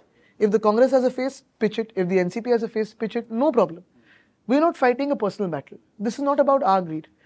If something is helping the MVA, great. If our allies feel that going without a face despite these surveys might help the MVA, we'll go along with it. The thing is that even if they had the realization that it would help, why did it not happen? I don't sit in the strategy rooms, unfortunately, but we've gone with the mandate of the people. That the mandate will decide the chief minister. From our side, we have a face. But taking away from Maharashtra, we had an Nadda with Revanth Reddy 2 days ago. And what he said on record was the reason they lost Haryana was because they didn't embrace the Rahul Gandhi name and face as the thing to campaign under. It became a campaign between caste campaign. Indirectly, it became a campaign between two senior leaders in the Congress party in Haryana. The lesson, according to him, was anytime Congress is campaigning, whether alliance or not, do it under the face of Rahul Gandhi. That's the one thing that unites. Look, we are here an alliance. All of us have our tall leaders. Alliance, Haryana, did you do any post? Not really. See, Haryana is different from Maharashtra. Just like Jammu and Kashmir is different from Haryana. In one state you had India Alliance winning, in one state you had the BJP winning, so it was 50-50. Maharashtra will be won by the MVA because here the problems are very different. We have faced absolute atrocities and injustice from the Modi government in the past 2 years, from the BJP, from Eknath Shinde. Maharashtra will vote decisively. RSS and BJP was not on the same page. What we understand now, that's why. See, also, the thing is, if Nadda ji says they don't need the RSS anymore. It's an Express, no? That was an Express interview. That's great. I think you should publish that again because I want to ask the RSS, what have they got in the past 2 years? So they've solved that problem. I don't think so. Okay. Where is the core BJP? See, when we speak of BJP, why did Gopal Shetty ji not get a ticket? Why did Poonam Mahajan not get a ticket? Why did Pankaj Adai have to come from, a later route of MLC? Why did someone like Raj Purohit or Prakash Mehta why have they disappeared from the scene? Why is Mr. Vinod Tawde made to sit in Delhi and not actively here in Maharashtra politics? Who are the top 5 faces of BJP today in Maharashtra? Do you think RSS is still not getting what they want through? No, the top 5 faces of BJP in Maharashtra are all 2019 imports who have been accused of corruption. And now they're the frontal faces of the BJP. Plus, in the last 2 years, if you see, the Speaker of the House, import from NCP in 2019, before that he was in Sena, not an original BJP person. The Chief Minister, illegal Chief Minister, taken from the Sena. His 10 ministers taken from the Sena. Ajit Dada was the person that the BJP fought against in Pune for the last 10 years, 15 years on the name of corruption. The minute Ajit Dada joined them, a BJP person was removed as the Guardian Minister from Pune and Ajit Dada was made the Guardian Minister of Pune. So who did the BJP Karyakartas go to jail for? Who did the BJP Karyakartas fight for or fight against? Even in the BJP ministry, the 10 ministries that the BJP has got, 6 people are from original BJP, 4 people are from outside. So what has BJP got? What has RSS got? If you see all the temple trusts, all the mandals or the mahamandals, all given by Eknath Shinde, what did the BJP get? Only Mr. Fadnavis sort of got his DCM and his portfolios that he holds dear to himself. But what did the BJP Karyakarta get? It sounds like they gave Fadnavis a free hand and all of the people that he trusts are the people who are in power and the rest are not. I mean, now does he trust his bosses? Does he trust the illegal CM? Who does he trust? On Congress, I have one question. When you went into the Lok Sabha elections, you got the highest number of seats to contest. Yeah. Then then they came with their numbers. Now they are kind of bossing. I mean, it seems that. Not really. I'll tell you. But they now extracted the highest number of seats. You were pitching that we want 100, we want 100. I mean, those were media reports, speculations. Sanjay Raut ji was openly saying it. Yes, but he was also part of the negotiations that got us the number of seats that we are. And he's also part of the media. See, sometimes he can speak for the party, sometimes he can add to the speculations. But the thing is that, I mean, now they are positioning themselves as the pre-Lok Sabha. You were the sort of you were the leading MVA partner, but now it seems Congress has. To BJP, you said that they were riding on us and then they started bossing us. Now, do you see the same situation happening with Congress? I'll tell you what. Frankly, with the BJP, if you see the language today of batenge, cutenge, khatenge, lootenge, uske aage jate nahi hai. At least the Congress today, along with us and the NCP, SCP, is fighting for the constitution, is fighting for a state, is fighting for bringing industries to Maharashtra. We may have not seen it back then, but at least in the UPA too, they had given International Financial Services Center to Maharashtra, as against the BJP that took it away. We thought the BJP would keep it here. We are never happy or unhappy for someone's gain or loss. We're happy if someone's gaining with us. If an ally performs better than us, we're happy for the ally. You know, we will never hold any grouses. We will never be disgruntled over a friend or an ally performing. Of course, even for the opposition, there's no enmity as such in our minds that, oh, this guy should be finished. We'll never say BJP Mukt Maharashtra or Bhajap or whatever. Yeah, Mukt is not in our mindset. This is the BJP mindset. Be it with more seats or lesser seats, finally, all of us are fighting for Maharashtra. And that is very important. We're not fighting for a post. But don't you think the kind of a public display of... See, the thing is, I'll tell you what, in every seat sharing negotiation, you will have some pushing and pulling, and that should ideally happen also, because only when you are strong enough to win a seat, everyone asks for it. Obviously, which also means that there were a lot of candidates, all of us as parties had, who wanted to fight on our behalf. Of course, there will be some seats where there will be some disputes, and those disputes have to be ironed out. Have they been ironed out? I think, of course, they have been ironed out. Everyone knows who the official candidate is in Solapur or Ramtek. But it's not like the Mahayuti or the Mahajhuti, where everyone's just trying to cut each other's, seats down to size. भाजपने दोन घोषणा दिल्या, एक आहे तो safe आहे किंवा बटेंगे तो बटेंगे. तर देशात किंवा महाराष्ट्रात हिंदू एकसंघ असला पाहिजे. नाही, त्यांनी नाही तुम्हाला सांगू, मोदी साहेबांनी एक छोपा मेसेज दिला आपल्याला. त्यांनी सांगितलं की एक है तो सेफ है म्हणजे एक रहेगा महाराष्ट्र, तो भाजप से 2 हात दूर रहेगा और सेफ रहेगा महाराष्ट्र. हे सांगितलं त्यांनी आपल्याला. खरं सांगतोय मी. पण ह्या ज्या गमती आहेत ना, त्या तुम्हाला पिकअप, तुम्हाला म्हणजे आदरार्थी वगैरे म्हणत नाही, कारण असं या अर्थाने नाही, विरोधी पक्षाला निवडता येत नाही तसं मला वाटतं. नाही, आम्ही सगळीकडे बोलतोय. नाही, तर ब्राह्मण संमेलन झालं ठाण्यामध्ये. आता एक आहे तो सेफ आहे मध्ये, तर मग ब्राह्मणांना वेगळं कशाला काढायला, मग देशस्थ ऋग्वेदी. नाही, आम्ही तर सगळ्यांना सांगतोय, आणि आम्ही तेच सगळ्यांना सांगतोय की एक आहे तो सेफ आहे म्हणजे महाराष्ट्र आपण एक राहिलो तर भाजप पासून सेफ राहू. आणि मी हेच सांगतो ना परत की भाजपाने हे बटेंगे कटेंगे लुटेंगे सोडून 10 वर्षात केलं काय या देशामध्ये हे सांगावं. आज रुपयाचं काय हाल झालेत. आपण एक जाणार तो. पेट्रोल कितीला आहे, डिझेल कितीला आहे, महागाई कितीला आहे, बेरोजगारी कशी आहे. ठीक आहे, चला ते पण सोडा. गेल्या 2.5 वर्षामध्ये जेव्हा तुम्ही इथे 180 की 190 आमदार कुठून गोळा करून बनवलं सरकार, वरती सरकार बनवलं, 2 वर्षात महाराष्ट्राला काय दिलं. इकडे भाजपने आता या घोषणा दिलेल्या आहेत, बटेंगे तो कटेंगे, आणि सुप्रीम कोर्टाने मध्यंतरी एक जजमेंट दिलं होतं की उपवर्गीकरण करता येईल एसएसटी. आणि आता नुकताच निवडणुकीच्या आधी महाराष्ट्र गव्हर्नमेंट GR काढलेलं आहे त्यात. तर या संदर्भात तुम्हाला सांगू, कितीही कुठच्याही नाही. आता मध्ये तर परवा कुठच्या तरी संस्थेने अजून एक रिपोर्ट काढला की काय ते मुंबईत बांगलादेशी आणि रोहिंग्या वाढलेले आहेत. बरोबर आहे. आता तुम्ही मला सांगा, हे बांगलादेशी किंवा रोहिंग्या ना दिसले कुठे, एवढे वाढलेत तर सापडले कुठे. तुम्ही आता एवढे सगळीकडे फिरता, एक तरी सापडले का आपल्याला. दिसायला वेगळे असतात का तेच तर नाही. मग ह्यानी विचारलं कसं ह्यानी, हेच तर मी विचारतो ना. जाऊन विचारलं का तुम्ही बांगलादेशी आहे का, तुम्ही रोहिंग्या आहे का. दुसरी गोष्ट ह्याची अशी आहे की मग तुम्हाला जर एवढे सापडले असतील, मग तुम्ही पोलिसांमध्ये जाऊन का नाही रिपोर्ट केलं. तिसरी गोष्ट, मग तुम्ही हे सांगताय का की गृहमंत्री फेल आहेत देशाचे, जे मणिपूर शांत नाही करू शकत, ते घुसपेट्यानं थांबू नाही शकत. आणि चौथी गोष्ट म्हणजे तुम्ही आमच्या जवानांवर प्रश्न विचारताय का की जवान हे लोकांना ब्लॉक नाही करू शकत, ज्यांची तिथे ड्युटी आणि दिवसरात्र मेहनत करतात. म्हणजे भाजप आज जर आपल्या सैन्यावर प्रश्न उपस्थित करायला लागला तर हा आपल्या सैन्याचा अपमान आहे. आणि गृहमंत्र्यांचा पण तेवढाच अपमान आहे, कारण भाजपच सांगते गृहमंत्री फेल आहेत.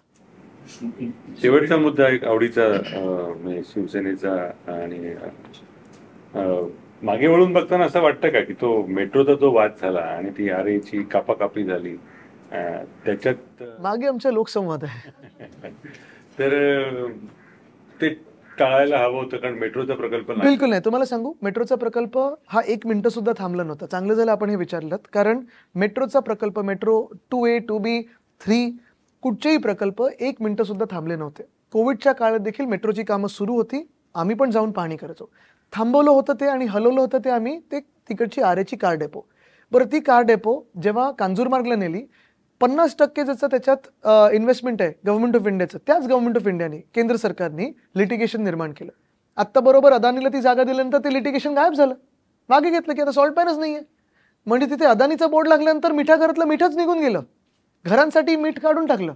पण आपण पाहतोय की जेव्हा कांजूरमार्गवरनं परत एकदा आरेमध्ये हलवण्याचा निर्णय घेतला, ती कारशेड 3 महिन्यात उभी झाली. आम्ही जे करत होतो ते एवढ्यासाठीच हलवत होतो, कारण एक तर आरेचं जंगल आम्ही घोषित केलं, आम्ही प्रोटेक्ट केलं, 808 एकर हे प्रोटेक्ट केले. पण त्याच जागी आपल्याला 2034 मध्ये ते कारशेड तुम्हाला हलवायला लागेल आणि कांजूरमार्गलाच नेणं लागेल, कारण जेव्हा पीक हेडवे असेल तेव्हा तिथे ते सिस्टीम कपॅसिटी त्याची फुल होणार, कॅरिंग कपॅसिटी फुल होणार. जर आपण कांजूरमार्गला हे कारशेड बनवली असती, जी आता अदानी देतात आणि मेट्रो 6ला देतात, तर metro line 6, metro line 3, metro line 4 आणि मेट्रो लाईन 14 ह्या चारीच्या कारशेड एकाच जागी एकाच इमारतीत आल्या असत्या. पण ह्या राजकारणी लोकांना, मग भाजपचे असतील किंवा एकनाथ शिंदे स्वतः असतील, ह्या लोकांना काय करायचं आहे, मेट्रो लाईन 4 साठी कुठून तरी जमीन अधिकृत करायची, मेट्रो लाईन 14 साठी लँड एक्विजिशन करायचं, म्हणजे 2,500 कोटी ह्याच्यात गेले. 3 आणि 6 साठी पण तसंच करायला लागणार, त्याच्यातही 2,500 कोटी 3,000 कोटी जातील. बरं, ह्याच्यात लगेच राजकारणी लोक येतात, पैसे काढतात. कन्स्ट्रक्शनमध्ये स्वतःचा कॉन्ट्रॅक्टर घुसवायचा, त्याच्यात पैसे काढायचे, मेंटेनन्समध्ये, क्लिनिंगमध्ये, सगळीकडेही कॉन्ट्रॅक्ट देणार. सर, एक इमारत असती तर महाराष्ट्राचे कमीत कमी 10,000 कोटी हे वाचले असते. कारण का, तर लँड एक्विजिशन मधली कॉस्ट गेली असती, कन्स्ट्रक्शन मधली कॉस्ट एकातच आली असती. पीक हेडवे जेव्हा 2034ला होईल आपला जो एक्सपेक्टेड आहे, तेव्हा आपल्याला अधिकचा खर्च नसता लागला. आणि ही मेट्रो लाईन 4, 14, 3 आणि 6 ही इंटिग्रेटेड असती. आपल्याला आता फुट ओव्हर ब्रिज, रस्त्यावरनं क्रॉस करा वगैरे असं झालं नसतं. एकच ती मोगी, कारण बघा ट्रॅकिंग सेम आहे, इलेक्ट्रिकल सेम आहे, सिस्टमची जी कन्सल्टंट आहेत ते सेम आहेत, मग बोगी सेम आहेत, म्हणजे सगळं सेम असताना तुम्ही रिपेअर अँड मेंटेनन्स महिन्यातून एकदा जाता. 4 कारशेडची गरज नव्हती, पण त्या कारशेडमध्ये आपण पैसे तर वाचवलेच असते, एफिशियन्सी वाढवली असती, कमी कॉन्ट्रॅक्ट्स गेले असते आणि ह्याच गाड्या इंटरचेंज होऊन नंबर बदलले असते, तुम्हाला क्रॉसओव्हर करायची गरज नसती लागली. ह्याला बोलतात इंटिग्रेटेड मॅनेजमेंट प्लॅनिंग. पण ह्यांचं प्लॅनिंग हे कॉन्ट्रॅक्टरसाठी होतं आणि हे कॉन्ट्रॅक्टरसाठी प्लॅनिंग झाल्यानंतर लोकांचं नुकसान होतं. बरं, ह्याच्यात जो 10,000 कोटीचा जो अधिकचा खर्च झालाय ना, CVCचं जे होतं ते तुम्ही माहिती काढा. सप्टेंबर 2019 मध्ये बिना सुप्रमा घेता देवेंद्र फडणवीसांनी पैसे देऊन पण टाकलेत. हे जायकाला माहिती आहे की नाही मला माहित नाही, कारण ह्याच्यात इंटरनॅशनल करार आहे, पण हा घोटाळा आहे, ह्याचा आम्ही चौकशी करणार आहोत. आता काय त्यावेळी कारण द्यायचे की नाही, टनल बोरिंग मध्ये ते बसॉल्ट रॉक लागला. जिओ टेक्निकल सर्व्हे आपण प्रत्येक गोष्टीचं करतो. साधा सिग्नलचा पोल लावायचा असेल तरी जिओ टेक्निकल सर्व्हे करतो की खालती दगड कुठचा आहे. मग तुम्हाला त्यावेळी कळलं नव्हतं 10,000 कोटी जास्ती देत असताना. तसंच पुण्यात पहा, तो रिंग रूटसाठी 20,000 कोटीचं एस्केलेशन केलंय. 20,000 कोटी म्हणजे 20,000 कोटीचा प्रकल्प नाही आहे, 20,000 कोटी अधिकचे द्यायला लागत आहेत. नॉर्थ बाउंड कोस्टल रोड हा 2014 पासून देवेंद्र फडणवीसांनी कोस्टल रोडची फाटाफूट केली, साऊथ बाउंड आमच्याकडे दिला, जवळपास पूर्ण झाला. एकनाथ शिंदेच्या हातात गेल्यानंतर कॉन्ट्रॅक्टर बदलले, एस्केलेशन झालं. नॉर्थ बाउंड कोस्टल रोड अजून एक पिलर लागला नाहीये, एकनाथ शिंदेकडे 10 वर्ष खातं आहे, त्याच्यात एक पिलर लागला नाहीये, पण 2दा कॉन्ट्रॅक्टर बदलले, एस्केलेशन झाले. मुंबई पुणा जो मिसिंग लिंक होती लोणावळ्याची, कधीपासून बघतोय, मीच त्यांच्याबरोबर 2दा पाहणीला गेलो होतो. आमचे असे फोटो बिटो आलेले, ते असे हात बीत दाखवतात, ते टिपिकल शर्ट खालती घेतात आणि हात असं दाखवतात, मग असं करतात. पण तिथे पण एस्केलेशन झालंय, काम पूर्ण नाही झालंय. MTHL 2023च्या ऑक्टोबरमध्ये पूर्ण व्हायला पाहिजे होतं, जानेवारीमध्ये पूर्ण झालं. मला 3-4दा प्रधानमंत्री महोदयाने ट्विट करायला लागलं की या साहेब उद्घाटन करा, आपल्यासाठी थांबलोय. वरळी शिवडी कनेक्टर आमचं सरकार सुरू असताना 1.5 वर्षात आम्ही 48% काम केलं होतं. आता जेव्हा अजितदादांनी त्याचे अपडेट दिला हाऊसमध्ये अर्थसंकल्प मांडताना, नुसतं 57% झाले, म्हणजे 2-2.5 वर्षात 9% काम झाले. कोस्टल रोड डिसेंबर 2023 पण पूर्ण व्हायला पाहिजे होतं, पण अर्ध्या किलोमीटरचं उद्घाटन करून गेम चेंजर बोलतात. नरिमन पॉईंट कफ परेड कनेक्टर हा आतापर्यंत व्हायला पाहिजे होता, आमच्या काळात आम्ही त्याचं टेंडरला गेलो होतो, नाही झालंय. पोलीस हाऊसिंग वरळीतल्या इमारती असतील, मरोळच्या इमारती असतील, माहीममधल्या इमारती असतील, 650 कोटी अर्थसंकल्पात दिले, स्थगिती यांनी दिली. एकविरा देवीच्या मंदिराच्या ज्या पायऱ्या किंवा अनेक मंदिरांची जी कामं आहेत ती यांनी स्थगिती देऊन ठेवलेली आहे. म्हणजे हे जे विकासाच्या नावावर हे बोलतात ना की स्थगिती दिली, खरोखर आपण जाहीर चर्चा केली पाहिजे आणि पारदर्शक व्हाईट पेपर काढला पाहिजे की कोणीच स्थगिती दिली आहे.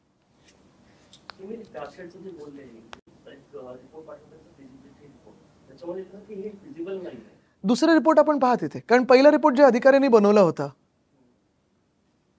बरं त्याच इव्हन MMRD मध्ये काही 1-2 असे त्या DMRC कडून असे लोक आहेत ज्यांचा कॉन्फ्लिक्ट ऑफ इंटरेस्ट आहे. कोणी इंजिनियर म्हणून काम करते, कोणी काय करते, आम्हाला त्याच्यात जायचं नाही, आम्ही गेलो पण नाही, कारण ही वैयक्तिक वाद नव्हताच. तसं पाहिलं गेलं तर अश्विनीजीनं पण आम्ही कोस्टल रोडचा प्रोजेक्ट दिला होता एक्झिक्युशनसाठी. कुठेही राग ठेवला नाही, कारण आम्ही ही सिस्टम असते, ह्याच्यात तुम्हाला काम करायचं असतं, राग ठेवून चालत नाही, ह्याच्यात काम करायचं असतं आणि लोकांच्या हिताचं करायचं असतं.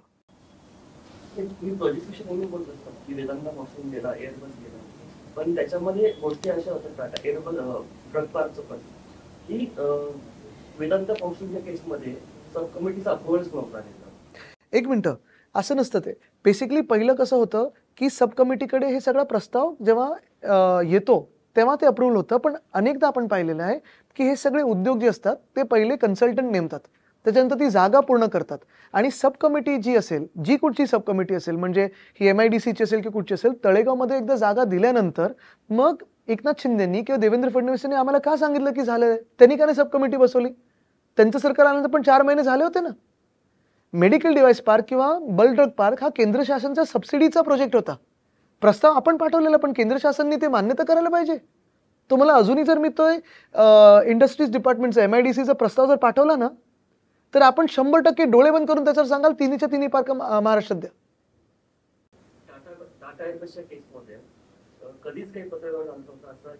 मग भुजबळ साहेबांनी पत्र असेल, गडकरी साहेबांनी पत्र असेल, देवेंद्रजींनी पत्र असेल, आम्ही सगळ्यांनी पत्र असेल, हे का दिलं होतं? नाही, मग गडकरी साहेबांनी का पत्र दिलं होतं? बघा, आता काही गोष्टी काही ग्रुप्स बद्दल आपण ओपनली बोलू शकत नाहीत, काय दबाव असतात त्यांच्यावर, काय काय असतं. आता महाराष्ट्रात जी काही कमिटी बसवली त्यांनी इंडस्ट्रियलिस्टची, बरोबर आहे, किती भेटी झाल्यात त्यांच्या? आम्ही एक ईज ऑफ कंप्लायन्स कमिटी केली होती. ईज ऑफ डुईंग बिझनेस सगळे करतात, पण जे कंप्लायन्स असतात, जे ऑलरेडी इंडस्ट्रीज आहेत इथे, म्हणजे व्हाईट वॉशिंग नाही केलं तर मालक जेलमध्ये जाऊ शकतो, फॅक्टरी फ्लोअरवर बर्फाची बादली नाही ठेवली तर जेलमध्ये जाऊ शकतो, हे डिक्रिमिनलाइज करायला पाहिजे. एक सुद्धा बैठक झाली नाही यांची. डॅव्हॉसचा जो खर्च आहे 1.5 वर्ष त्यांनी मान्य केलं नव्हता, पोस्ट फॅक्टो मान्यता दिली त्यांनी.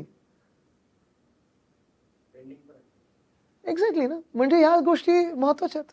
आता सॉरी, जे आपल्या कमिटीचे अध्यक्ष आहेत तिकडच्या, त्यांच्याच ग्रुपनी व्हायब्रंट गुजरातमध्ये जाऊन 70,000 कोटीची गुंतवणूक जाहीर केली, पण मॅग्नेटिक महाराष्ट्रात एकदाही नाही झालं, तर ना तो ग्रुप कधी भेटलाय.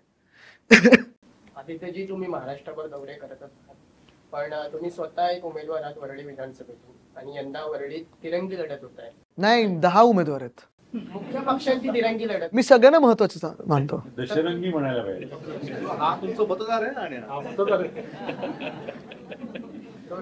4 प्रश्न अजून जास्त.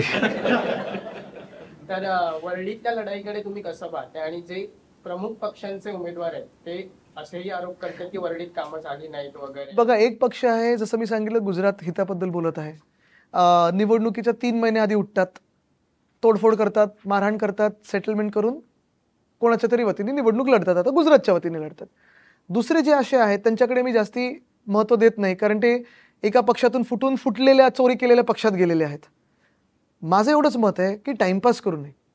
कोणी जर सिरियसली लढत असेल तर राज्यसभेचा राजीनामा द्या, राजीनामा मंजूर करून घ्या आणि निवडणूक लढा ना. मग डिबेट करायचे, तुम्हाला वाटेल ते करायचं, एक नाचायचं, सगळं काही करायला तयार आहे, पण सिरियस आहात हे तर दाखवा. तुम्ही कोविडच्या काळी कुठे होतात, म्हणजे फार्म हाऊसवर जाणं न जाणं याच्यावर माझा वाद नाहीये, पण लोकांमध्ये होतात का? गेल्या 5 वर्षात लोकांमध्ये होतात का?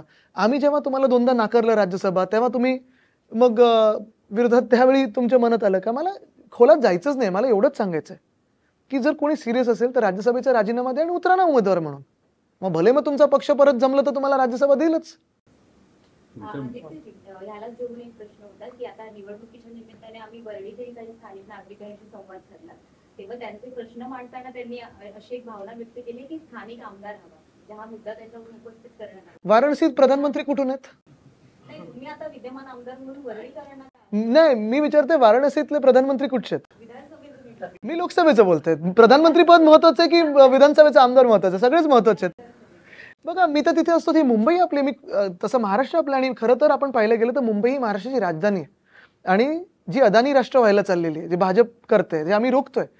गेल्या 5 वर्षामध्ये वरळी मतदारसंघामध्ये ऑफकोर्स आमचं गल्लोगल्लीत काम आहे. आज पण बीडीडीमध्ये जर तुम्ही रिस्पॉन्स पाहिला असता तर तुफान होता. अनेक वर्ष, म्हणजे मी 5 वर्षाचा असल्यापासूनची बीडीडीचा प्रकल्पाची चर्चा सुरू आहे. तेव्हा अर्थात मला माहिती नव्हतं, पण गेल्या काही वर्षांमध्ये माहिती आहे. फडणवीस साहेबांनी 2016 उद्धव साहेब जेव्हा मुंबईत नव्हते तेव्हा येऊन घाईघाईत नारळ फोडून गेले. काम सुरू झालं नाही.